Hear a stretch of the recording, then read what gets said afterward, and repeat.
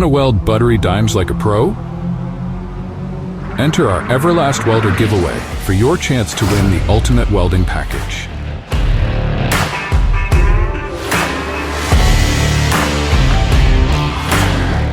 We're not just giving away a machine. The winner will also receive a welding helmet, gloves, and cups from Furic. Plus, you'll spend a full day at Tin Soldier HQ, learning all the tips and tricks from Jason and the rest of the boys. To enter, grab some merch from our website, including the limited edition Dimes Over Dishonor t-shirt, and you're in. Every dollar spent is one entry into the drawing. One lucky winner, one epic prize. Will it be you? Weld like a soldier boy. Enter today. TinSoldierRacecars.com. What's up, guys? We're getting ready to start the project for Old Man Bill from the Old Man's Garage. We're actually going to do a 25-3 in this car. Good luck with that. As well as it's probably going to end up getting back halved with one of our 4-link setups in it. And then we're going to strut the front end as well. He's switching over to like a 540 big block. He's going to run 2088s on it.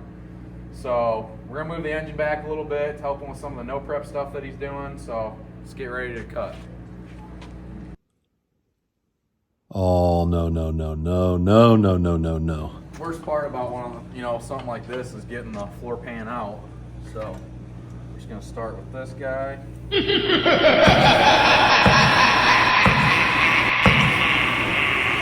Todd, don't you think it's a little aggressive, bub? You think it's a little aggressive? You don't want to use the setup? I don't know. What in the hell are they doing? I don't think so. All right. What's our other option? I gotta grab the saws off. Oh yeah, that'll work. All right. Just gonna sink her down through the floor.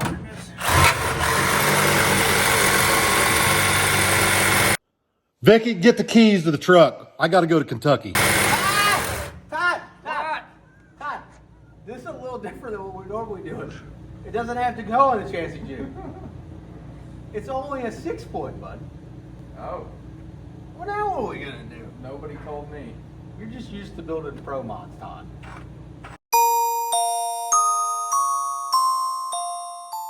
They better not hack up my car like that. I'm just kidding. You didn't hold the joke very long, Todd. I couldn't. I was thinking of the old man just punching me out. So this thing's gonna get a 6-point cage. He wants to race it at 6 week, and so to go 10-0. Yeah, 10-0. Yeah. You got to have the 6-point. So this one's gonna be really tight fitting because we're keeping factory bench seat, and he wants people to be able to get into the back seat of this car. So actually, the harness bar will be removable as well. The door bar is going to kind of, we want him to be able to kind of just slide over it, and there's really not like a 6-point doesn't get certed, so you kind of have some leeway with how you do things. So this bar is probably going to end up coming down and following the seat, but before we get to anywhere near that, we are going to pull the bench seat out of it, pull the carpet out of it, and figure out where the cage is going to drop through the floor, and we'll go from there. First things first, we're going to get rid of this guy right here. Yeah, the shifter mount really Come on, Bill. It needs some help. What is that? Like, goodness. He's really gonna be in there just wabba now. We're gonna really hook him up with a nice shifter mount. It's gonna be sick. Yeah. So, We're gonna fix his seat up too. He said it's leaning back too far, so he's like this. Yeah. So we're gonna kind of give it a little bit so it'll rest against the harness bar. all right, Todd's gonna get to work. He's gonna remove the interior. Start time lapse now.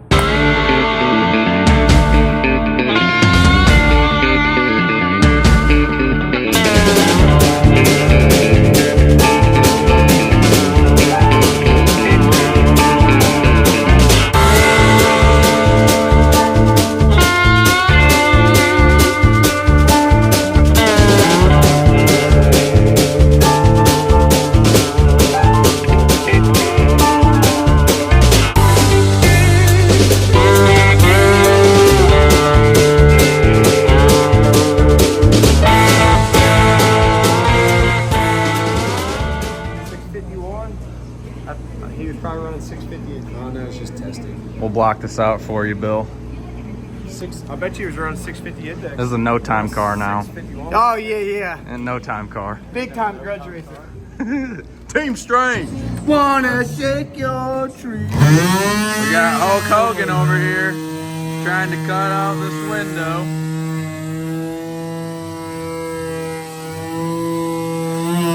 Give me your best brother, brother.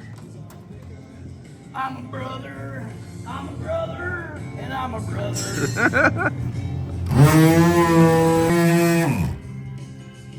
Get a load of all this brother.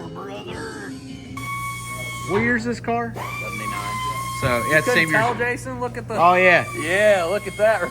79. It's the same years as Charles. Yeah. It's just Bill calls this thing the Malibu. We just call it Charlie Jr. You know. Charlie Jr. Doesn't have enough doors. But Jay got that window out, which is incredible. He got it out without cracking it. So, yeah. And then has Brad laid out the main hoop yet, or no? I don't believe so. All right, so you got a bunch of work to do before we start putting bars in it. We probably won't have no bars in it today, right? No, today's probably gonna be mainly cutting out and cleaning up and getting ready for bars. Yeah. It sounds like a simple 6-point, but it's just not. No.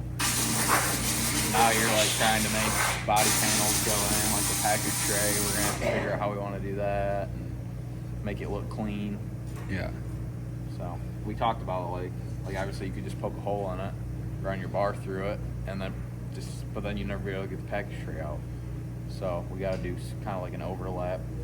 We might do a little notch and fold it around it. Todd, Yeah. we could totally fit you in that trunk. Probably fit a couple. Hey, make sure we got the key first. I don't know where the key is. It's fine. It's fine. Ow. Oh. Give us a status update here, Todd. Well, for all you G-body enthusiasts, we're about to sink a nice, well, not a cutoff disc. We're gonna sink a nice body saw through these factory floor pans. Where are you doing that at? I'm marking out right here. So the frame rail runs right in through this area. Actually, I did just pull the gas tank out, just so everybody knows we're safe around here. It's funny, if you look at it from the side, the sink's sitting way higher than it was with the fuel tank out. Yeah. But, so we're gonna cut these out in the back, and then obviously we got the package tray up here, so it'll come down off the main and go down through the package tray. But I'm trying to cut these pans in a very nice way, so we can just, like, we'll have our tube coming down on the frame rail, and we'll end up splitting the piece in half, and we'll do a half moon wherever our tube's gonna transfer through the floor. So that's why, versus using a 6-inch cutoff disc, I'm gonna try and use this thin body saw so we can just lay them back in and silica bronze them. So Yeah, because this being a full frame car, all the cage needs to go down in the frame. So we'll end up doing the front the same way, like cut very carefully, as clean as we can, so we can just lay the piece back in. Yep. Yeah. So, but yep, everything's out of the trunk now. Fuel tank's out, so we won't burn it down. It's good. And yeah. If we burn Bill's car to the ground, it'd probably be pretty sad. Yeah.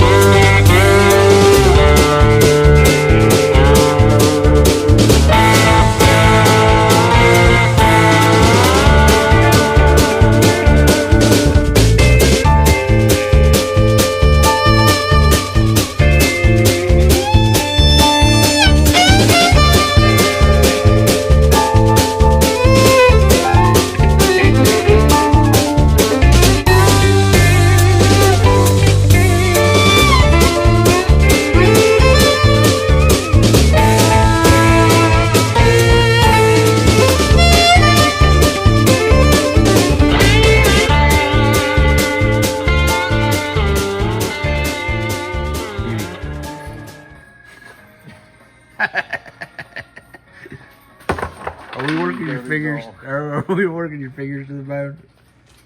Nope.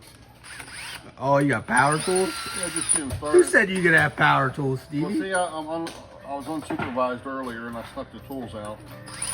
Nobody knows I had this fancy equipment of Brad's. I won't tell Brad you took it out of his box, but Please don't. you get a spanking. You guys already took the welder privileges away from me. I mean, because we couldn't let you show us up. Oh, yeah.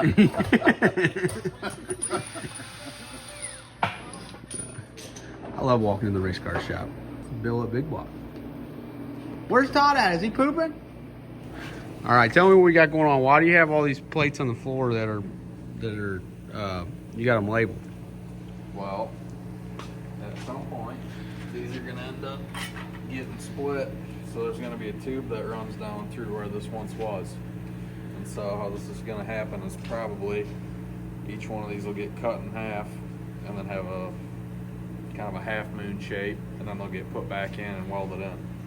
So I've got them labeled for which side they were on. I still need to go back and clean all the seam sealer and everything off those, but we've got the floor pans cleaned up around where those will get welded back in, and then the tops of the frame rails are cleaned as well. So you can kind of see, you know, we're gonna land right on top of the frame rail. You done cut holes in the old man's car, bud. Yeah, felt good doing it too. He's been a lot less grumpy, but now we cut holes in his car. He's probably gonna be grumpy again. He asked for it. I mean, but Now you're leaning up against his car. Jeez. you want to see what I do to it after hours? Vicky, get the keys to the truck. I got to go to Kentucky. But so you got a hole there, a hole up here, up there for the door bars. Door bars are gonna be funny shaped for sure, Yeah. because they're gonna end up curving off the main hoop down and then going underneath this armrest thing here, and then they'll kind of just, well, and you want swing outs on them too. Yeah. So, and then, yeah, so Brad will go get measurements for the main hoop, and we'll leave a seat out for that. So I'll get that kind of in place. We might be able to go do the lowers, which are going to end up coming right through, you know, kind of point down and then point right through the speaker holes. And they're gonna land on top of the frame rail there, which you've already It's not going cleaned. to be perfect. We might end up, they'd have to be kind of leaned in, so I might have to kind of notch the package tray out a little bit just to get them perfectly plumb. Yeah. But yeah, we got a plan. We got a man named Brad You're doing a great job. that's gonna measure things. yeah.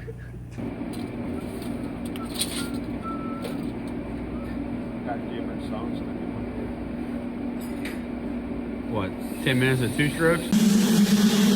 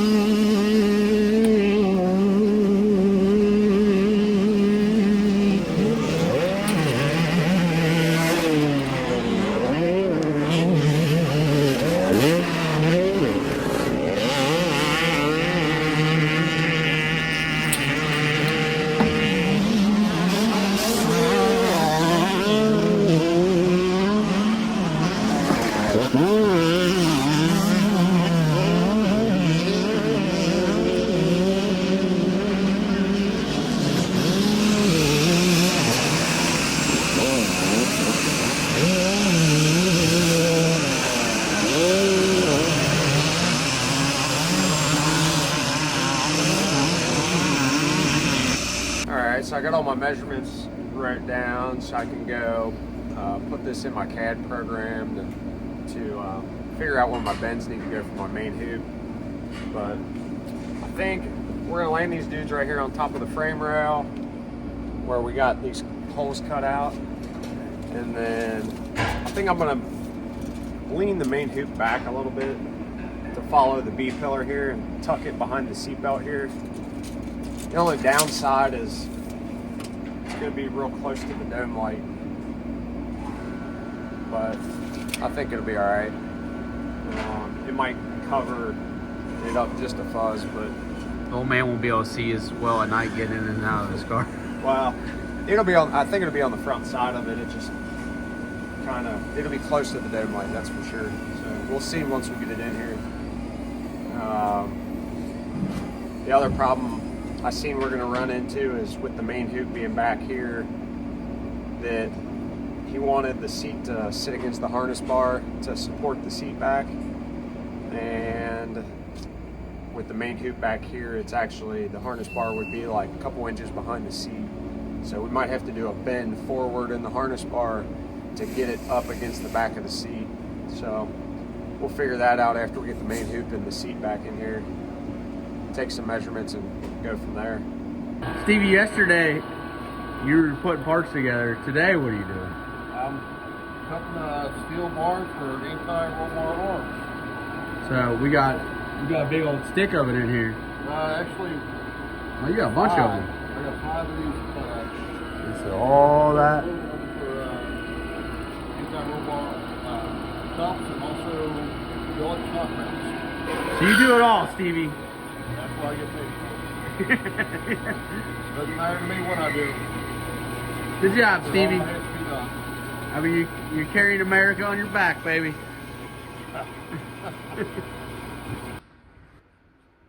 So I use a program called Bentech to design all of our roll cage stuff, all our tube chassis. So I've been using this program for a long time.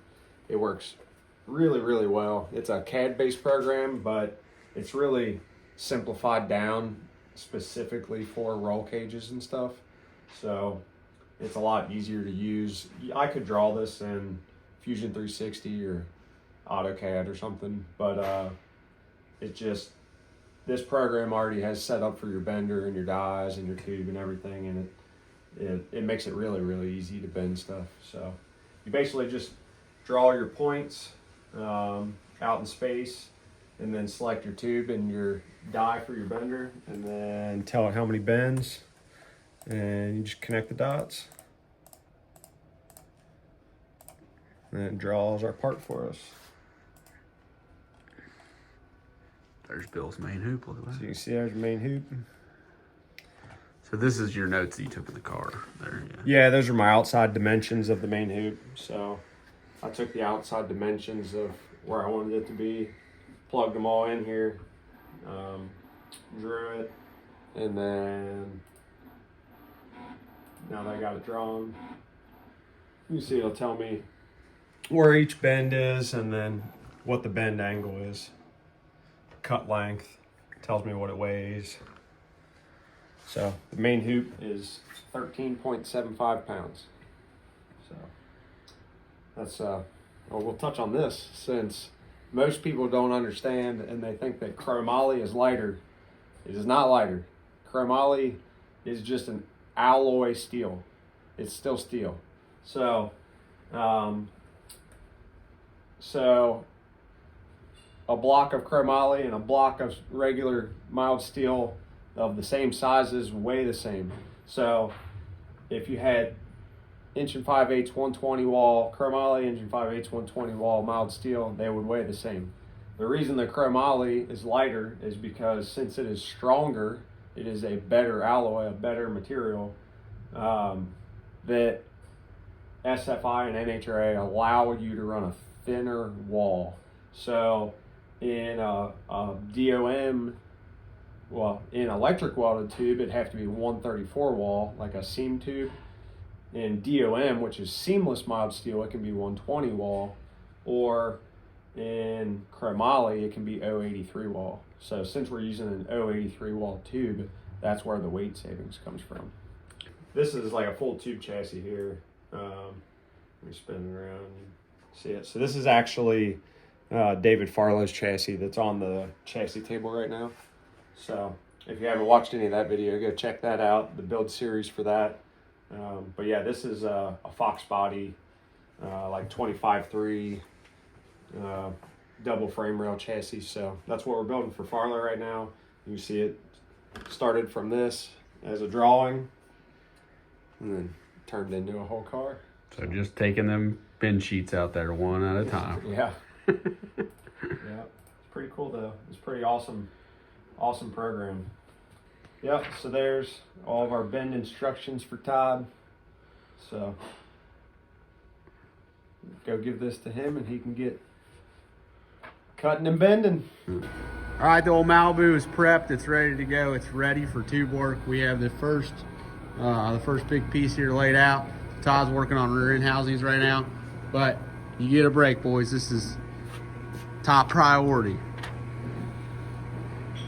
Get the bending. So that's going to conclude this video, and the next video you see of the old man's Malibu, we will be bending tube and putting tube in it.